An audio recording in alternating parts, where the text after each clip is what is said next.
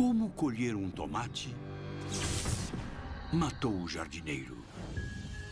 Por que mexer na sopeira resultou na morte deste homem? O que fez esta porta derrubar a vendedora? Como essas 3 pessoas foram mortas por sistemas de segurança? Há mais maneiras de morrer do que a mente humana é capaz de imaginar. Algumas são repentinas e chocantes. Outras são lentas e metódicas. Mas todas as mortes podem ser explicadas. Mesmo as mais estranhas. As mais estranhas formas de morrer. Denver, no Colorado, 22 de abril de 2000. Este é Donald Swift. Donald ganhava a vida como empreiteiro. Mas sua verdadeira paixão estava no quintal de casa. Donald adorava a jardinagem. Era o que ele fazia para relaxar.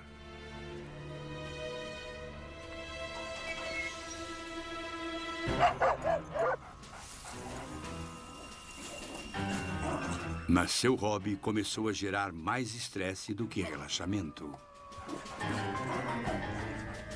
Sai daqui! Xô! Xô! Cães malditos! Saiam daqui! Os cachorros da vizinhança estavam cavando em seu quintal, destruindo não apenas as suas plantas, Malditos cães! mas também sua paz de espírito. Donald tomou uma decisão drástica. Sua solução foi construir sua própria cerca elétrica. Que, segundo o engenheiro elétrico Ian Robin, seria uma boa solução. Ela é simples e eficiente. Os cães sabem que serão punidos, que vão sentir dor se forem até lá e aprendem rapidamente a não voltar. Quando um cão toca numa cerca elétrica, ele fecha o circuito, permitindo que a eletricidade flua. Se a eletricidade está fluindo de algum lugar, ela tem que ser capaz de fluir de volta. E quando um animal toca a cerca, ele acaba criando um caminho até o chão. O cão leva um choque breve, mas forte. Após comprar as peças numa loja de ferragens local, Donald começou o trabalho. Primeiro ele colocou as estacas de metal. Depois, passou o arame. Para um homem acostumado a construir coisas, montar uma cerca elétrica parecia brincadeira de criança. Mas isso não era verdade. Você não pode ligar um fio na tomada e passá-lo em volta da sua casa. Vai manter os cães afastados, mas pode matar todos eles. Donald achava que tudo o que ele precisava fazer era ligar os cabos na rede elétrica da casa e seus problemas com os cães chegariam ao fim. Acho que isso vai afastar os cães. Ele não percebeu que havia transformado a cerca elétrica numa armadilha mortal. Donald havia esquecido o ingrediente mais importante para que sua cerca elétrica fosse segura: o energizador. Ele converte o fluxo de energia constante em uma série de pulsos muito curtos. E como os pulsos duram apenas uma fração de segundo, eles não são capazes de machucar ninguém. O maior problema com a cerca que ele montou era que a voltagem era aplicada no arame durante todo o tempo, nunca estava desligada. Donald não sabia dos perigos de sua cerca até a tarde de 26 de abril de 2000. Tudo bem. Logo após as 5 horas, ele recebeu uma ligação da esposa dizendo que ia se atrasar. Um detalhe que não parecia incomodar Donald. Afinal, ele teria mais tempo para o seu jardim. Mas dessa vez, suas mãos pegaram mais do que um tomate maduro.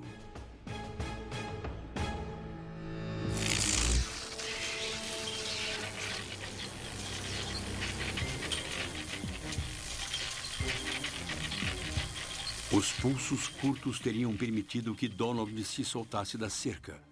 Mas, segundo o Dr. Andrew Baker, Naquela situação, isso era impossível. Infelizmente, quando a eletricidade flui por um membro, a primeira coisa que acontece é a contração dos músculos, que não conseguem relaxar. Como a corrente era contínua, ele não conseguia se soltar. E quanto mais tempo ele ficava ali, mais tempo ele passava exposto à corrente. Esse é um tipo de eletricidade que faz com que todos os tecidos sejam aquecidos. E as proteínas param de trabalhar e as células param de funcionar. Todas essas coisas param de acontecer justamente por causa do calor. E quanto mais tempo a corrente passar pelo seu corpo, piores serão os danos causados pelo calor.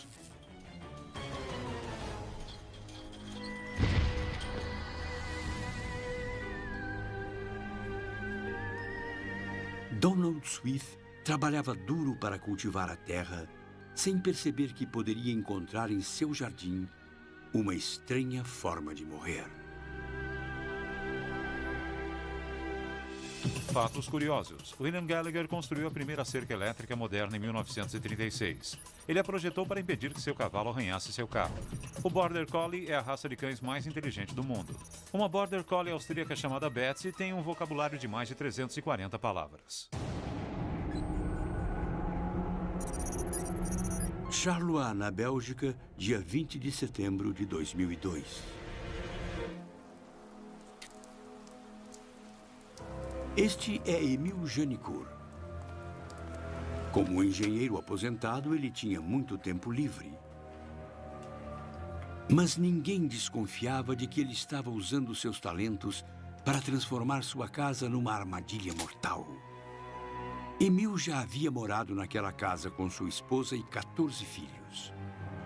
Após anos de violência, eles foram embora e Emile tinha que pagar um aluguel à família.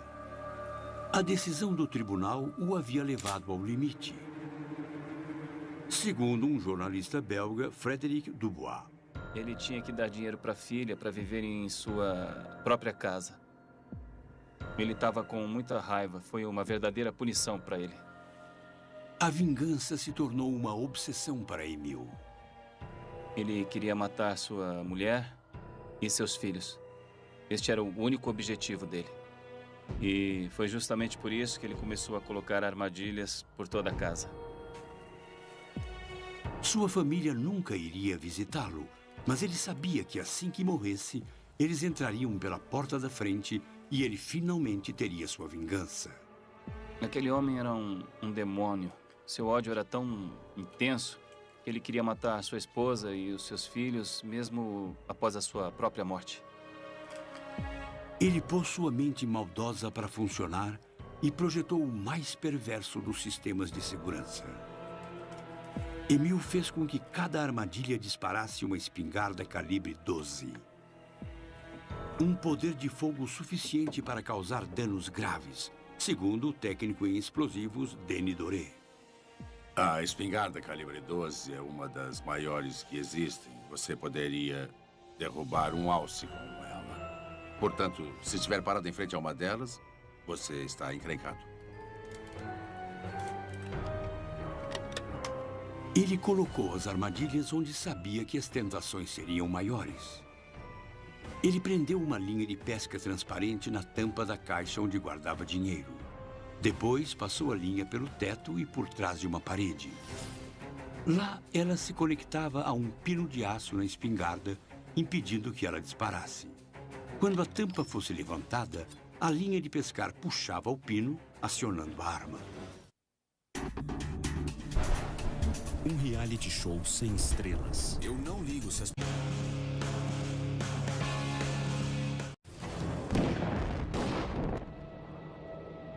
As armas foram posicionadas de uma maneira que, quando disparadas, atingissem a vítima na região da face ou da cabeça. Ele era um indivíduo muito determinado. Emile Janicourt era tão determinado que não parou em uma única armadilha. Ele colocou várias em todos os cantos da casa. Todos os cômodos da casa tinham armadilhas.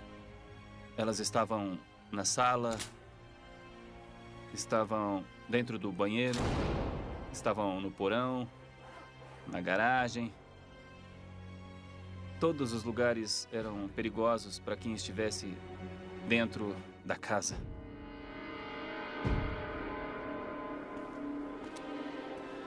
No porão, ele colocou um engradado de cerveja em cima de uma tábua sobre molas e escondeu a arma embaixo.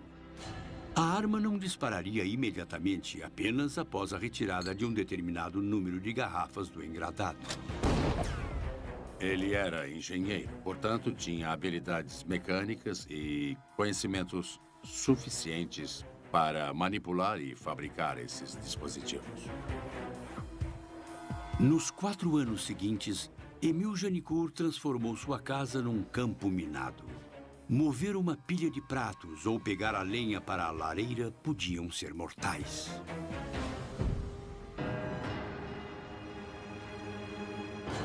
Ele colocou 19 armadilhas ao todo e, para saber onde elas estavam, Emil escrevia dicas para si mesmo, anotações misteriosas que só ele poderia entender.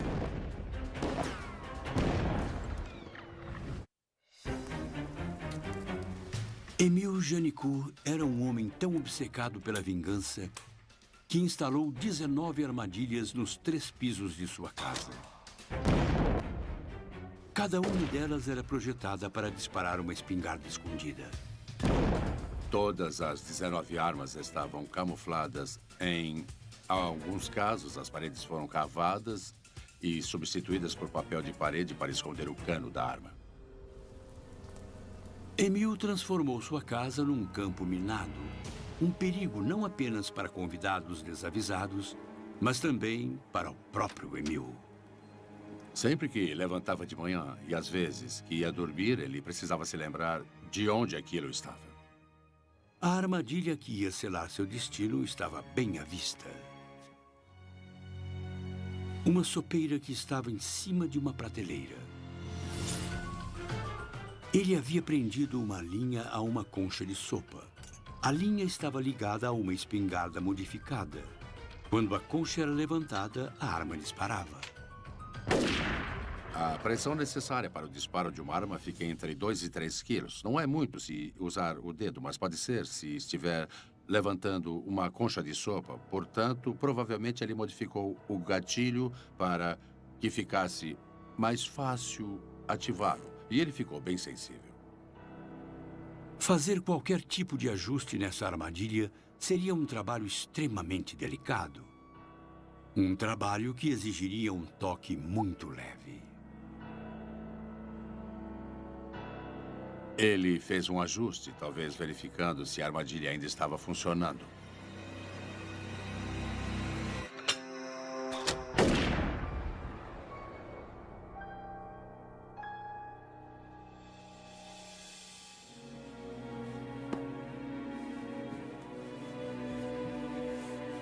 Os primeiros a chegar ao local foram 2 investigadores belgas. Quando eles viram o corpo, presumiram que Emil havia cometido suicídio. Uma suposição que quase custou a vida dos investigadores.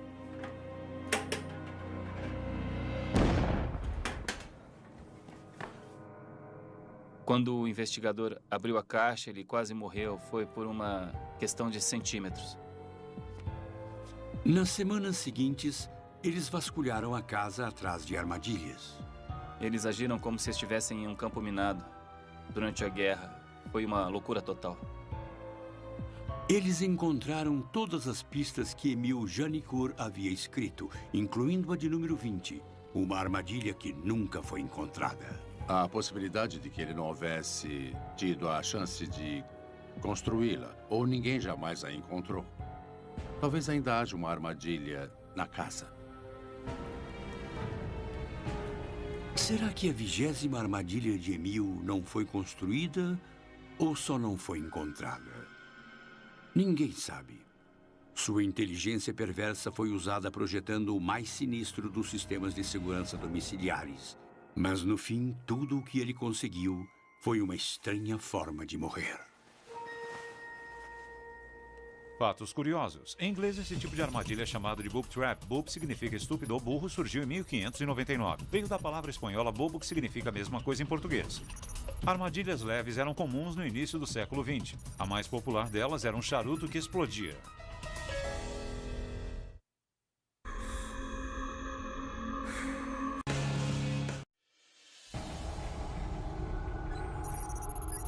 New Carrollton, em Maryland, 28 de junho de 1995. Jenna Davis chegava ao fim de um longo dia. Tá chovendo muito? Está. Tenha um bom descanso. Para você também. A jovem moradora de Cincinnati estava hospedada num motel de New Carrollton, mas ela não estava de férias, bem longe disso.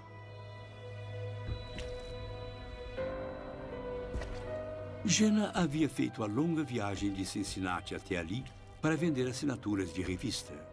Ela passou a maior parte do tempo vendo as portas se fecharem na sua cara.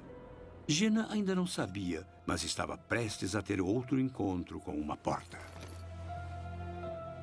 Uma surpresa chocante que ela nunca poderia imaginar, segundo o engenheiro elétrico Ian Robin. O cartão-chave é bem simples. Você insere o dispositivo, lê a faixa magnética e, se o código for o mesmo, ele ativa um mecanismo que destranca a porta. Ele opera em baixa voltagem, de uns 6 volts. É o suficiente. Tudo o que ela precisava fazer era virar a maçaneta.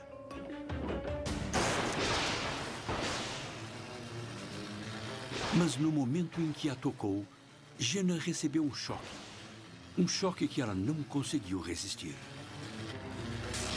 A eletricidade faz com que seus músculos se contraiam. Basicamente, a pessoa não consegue se soltar. Como não conseguia tirar a mão da maçaneta, Jenna recebeu uma dose de eletricidade imensa. Uma situação que ficou ainda pior porque ela estava molhada, como explica o Dr. Peter Lin.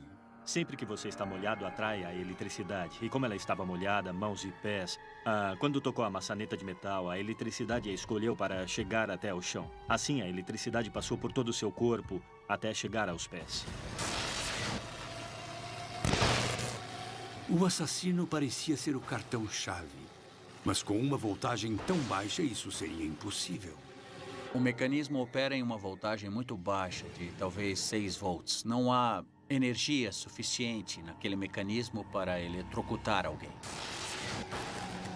O verdadeiro culpado que ninguém poderia ver estava atrás da porta. A voltagem perdida de um ar-condicionado. Um dos fios que levava a energia até ele estava danificado e a corrente estava vazando. Essa corrente encontrou um caminho até a porta e a deixou totalmente eletrificada.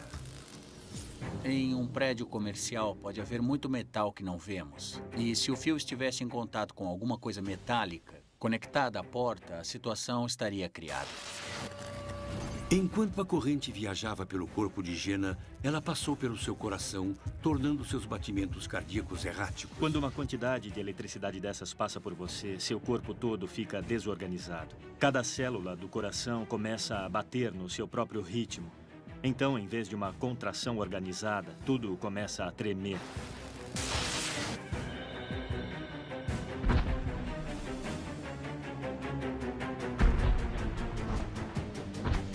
Assim que ela caiu no chão, como o coração havia parado de bombear o sangue, seu tempo começou a se esgotar. Sem oxigênio, os neurônios começam a morrer em cerca de 5 minutos. Não havia nenhuma testemunha por perto, portanto, ela não conseguiu ajuda a tempo.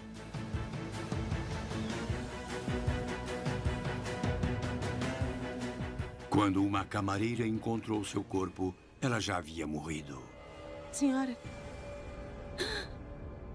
Após passar o dia inteiro de porta em porta, Jenna não tinha como saber que sua própria porta a levaria a uma estranha forma de morrer. Ajude aqui! Socorro!